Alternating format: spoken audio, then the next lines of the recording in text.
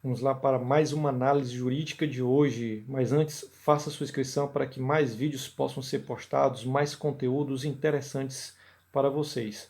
E sem delongas, vamos para a análise jurídica de hoje com a seguinte indagação: é necessário o boletim de ocorrência para a prática do aborto sentimental, aquele decorrente do artigo 128, inciso 2 do Código Penal brasileiro? Vamos fazer a análise jurídica desta pergunta, mas também pegando aí como gancho o fato que ocorreu recentemente, fato infeliz, que foi aquela questão do estupro daquela menor de 10 anos de idade, que foi infelizmente, né, de forma hedionda, vítima do tio dela e acabou em decorrência da violência sexual que ela sofreu, acabou gerando ali uma gravidez indesejada. E foi ali praticado o ato do aborto autorizado pelos seus representantes legais.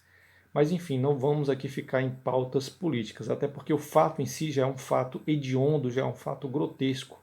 Vamos ficar aqui apenas com uma análise jurídica, pegando o fato como gancho para poder explicar e analisar de forma jurídica e técnica a pergunta de hoje. É necessário o boletim de ocorrência para a prática do aborto sentimental previsto no artigo 128, inciso 2 do Código Penal? Vamos à análise jurídica de hoje. Mas antes, vamos fazer uma breve análise histórica do crime de aborto para que possamos contextualizar toda a análise jurídica. O crime de aborto foi introduzido na legislação brasileira através do Código Imperial de 1830, e lá era previsto o crime de aborto provocado apenas por terceiro.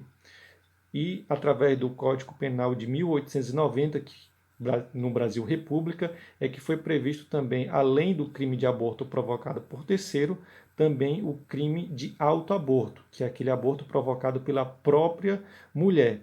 E também foi colocado no Código Penal de 1890 a atenuante da preservação da honra, ou seja, a mulher ela poderia provocar o autoaborto e poderia ali ser beneficiada pela atenuante da preservação da honra. E depois veio o Código Penal de 1940, que é o nosso atual código, que previu o aborto provocado por terceiro com ou sem o consentimento da mulher e o autoaborto. E também colocou duas exceções para o crime de aborto, ali no artigo 128, inciso 1 e 2. A primeira exceção ao crime de aborto que o legislador colocou no Código Penal foi o aborto que na doutrina nós chamamos de aborto terapêutico, que é aquele aborto no qual a mulher ela corre o risco de vida.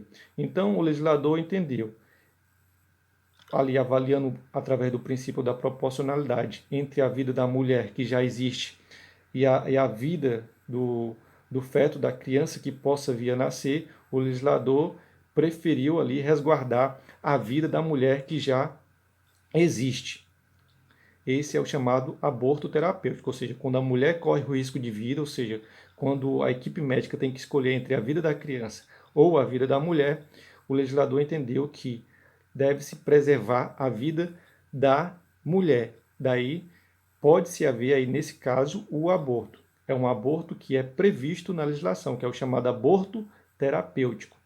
E a segunda exceção para o crime de aborto no Código Penal é o que está previsto ali no inciso 2 do artigo 128, que é o aborto sentimental, que na doutrina chamamos de aborto sentimental, que é aquele aborto decorrente de uma gravidez que decorre de um estupro, que foi o que ocorreu, infelizmente, com aquela criança de 10 anos, aí aquele fato, esse fato aí noticiado com essa criança de 10 anos, que foi estuprada, infelizmente, de forma hedionda pelo seu tio. E nesse caso, é autorizado pelo legislador, pelo Código Penal, ali no artigo 128, inciso 2, a possibilidade do aborto. ou seja, não é criminalizado o aborto nessa circunstância, que é o que nós chamamos de aborto sentimental. Historicamente, se diz que este aborto, essa exceção ao crime de aborto, chamado aborto sentimental, se originou historicamente na Primeira Guerra Mundial, quando os soldados regressavam para suas casas e lá descobriam que suas mulheres, filhas, tinham sido violentadas pelos soldados inimigos que ocupavam o território e, e diante daquela circunstância ali de violência sexual que as mulheres dos soldados que regressavam às suas casas tinham sofrido, elas acabavam gerando, né, crianças, crianças não, perdão, uma gestação indesejada, uma gravidez indesejada, decorrência de uma violência sexual, de um estupro. E então o legislador, observando essa circunstância, né, essa violência que ocorria com as mulheres dos soldados que regressavam da guerra, permitiu aí o aborto sentimental nessa circunstância. Então a origem histórica deste aborto sentimental se diz que vem dessa origem aí, dessa circunstância histórica dos soldados que regressavam para suas casas depois da guerra e encontravam ali, infelizmente, suas mulheres vítimas da violência sexual de outros soldados inimigos. Certo? Aí vem a questão da pergunta em si da análise jurídica de hoje. Né? É, é necessário o boletim de ocorrência para o caso do aborto sentimental, ou seja, aquela gravidez que é decorrente de estupro e que por isso é possível o aborto? Se formos analisar o artigo 128, inciso 2 do Código Penal, o legislador apenas fala que deve haver apenas o consentimento da mulher que foi estuprada, né, caso ela seja maior de idade, o consentimento para que haja o ato ali do aborto, ou caso a mulher não tenha capacidade civil, ou seja uma menor, como ocorreu com esta menina de 10 anos, aí quem vai fazer a autorização, quem vai dar o consentimento, a autorização, são os representantes legais da mulher, da vítima, que sofreu o estupro e, decorrente daquele estupro, ocorreu aquela gravidez indesejada. Tá bom? Então, pela essa análise aí, não pela observação da dicção do inciso 2 do artigo 128 do Código Penal, o legislador não coloca o boletim de ocorrência como uma condicionante, como um requisito para que seja praticado o ato do aborto sentimental. Tá bom? Pela legislação, não existe o requisito do boletim de ocorrência. Então, se presume ali o fato que ocorreu, ou seja, o estupro. Mas você pode estar aí se perguntando, mas Márcio, pode muito bem a mulher chegar lá e mentir. Ela tem ocorre ali uma gravidez indesejada com seu companheiro e ela cria um fato, cria uma narrativa falsa de que ocorreu um estupro e acaba enganando a equipe médica que acaba praticando um ato. E o que vai acontecer se ocorrer essa situação? Aí é que vem a questão. Caso isto ocorra, ou seja, a mulher ela cria uma narrativa falsa de que ocorreu um falso estupro e se pratique depois o ato do aborto e depois se descubra que tudo era uma mentira contada pela mulher por causa que era uma gravidez indesejada por um descuido entre ela e o companheiro, o que vai ocorrer nesse caso?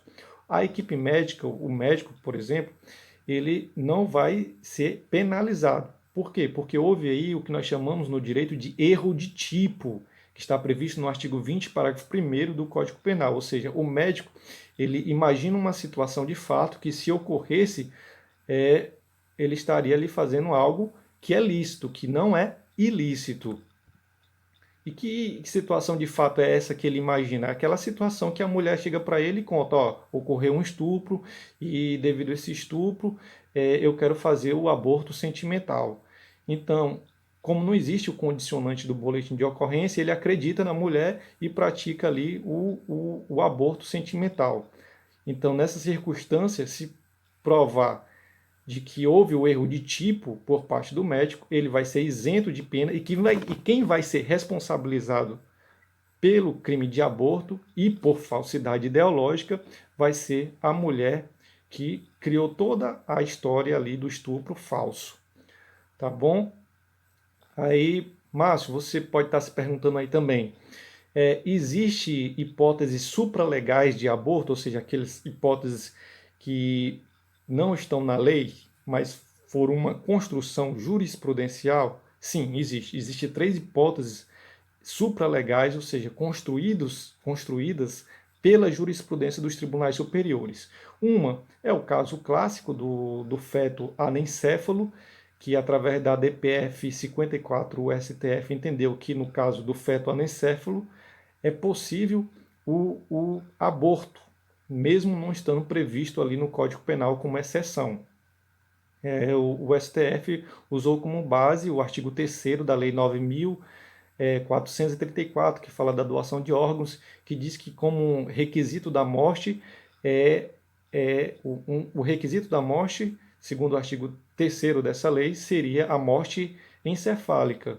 Ou seja, como o feto ele já nasce sem cérebro, sem atividade cerebral, sem cérebro, então ele não tem uma sobrevida após o parto. Então, nessa situação, é possível o aborto, mesmo não estando previsto no Código Penal como exceção.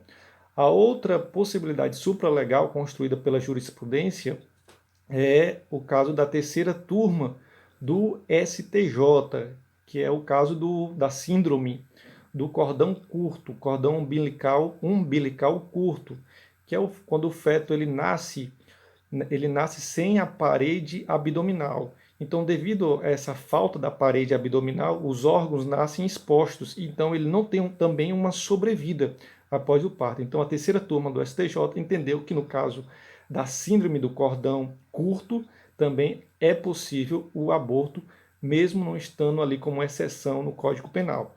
E a terceira hipótese supralegal seria a hipótese prevista ali pela primeira turma do STF, de que em HC entenderam que a partir da terceiro mês de gestação é possível também um aborto. Esse caso aí é um caso mais amplo e mais emblemático, porque não coloca como base ali para se permitir o aborto, um caso de má formação do feto. Simplesmente diz que poderá haver o aborto a partir do terceiro mês de gestação, se baseando aí no princípio da dignidade da mulher.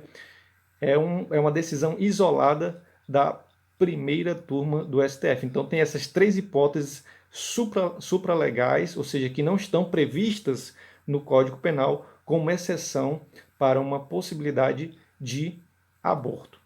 Tá bom? Então, pessoal, essa é a análise jurídica de hoje. Ademais, antes de finalizarmos, cabe também deixar também por questão de conhecimento que no caso do SUS, no procedimento de aborto através do SUS, existem etapas para se fazer o procedimento do aborto. Quando a mulher chega lá no SUS, né, um caso verídico, vamos supor de estupro, né, constatado com boletim de ocorrência e tudo, e há também ali um procedimento. O primeiro procedimento, segundo a portaria 1508 do Ministério da Saúde, é feito um termo circunstanciado, no qual é feita uma narrativa das características do estuprador, de como ocorreu, né, é feito toda uma narrativa ali no termo circunstanciado. Depois dessa primeira etapa, vai para uma segunda etapa, no qual é feito um laudo técnico pelo ginecologista, no qual ele vai analisar se da data do cometimento do crime de estupro para o tempo de gravidez há uma compatibilidade, para que ele verifique se a mulher está mentindo ou não ali da ocorrência do estupro. Depois de confeccionado esse laudo, esse laudo vai para uma equipe médica, no qual é aprovado ou não através de ata. Aprovado através de ata por essa equipe médica que vai fazer o procedimento, vai para uma terceira etapa, no qual se dá um termo de responsabilidade para a mulher, para que ela assine E nesse termo de responsabilidade é esclarecido, caso ela esteja mentindo sobre o aborto, sobre o suposto estupro, ela vai ser responsabilizada por crime de aborto e falsidade ideológica.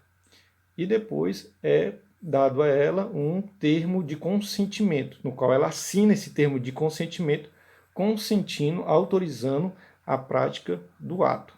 Tá bom? Então, esse é um procedimento que é feito aí no SUS, através da portaria 1508 do Ministério da Saúde. Tá bom? Pessoal, então finalizando, essa é a análise jurídica de hoje. Só para resumir, pela lei, pela dicção ali do artigo 128, inciso 2 do Código Penal, o boletim de ocorrência não é condicionante, não é requisito para a prática do aborto sentimental, que é aquele aborto que é provocado, que é decorrente de uma gravidez que decorre de estupro. Tá ok? Então essa é a análise jurídica de hoje e até mais.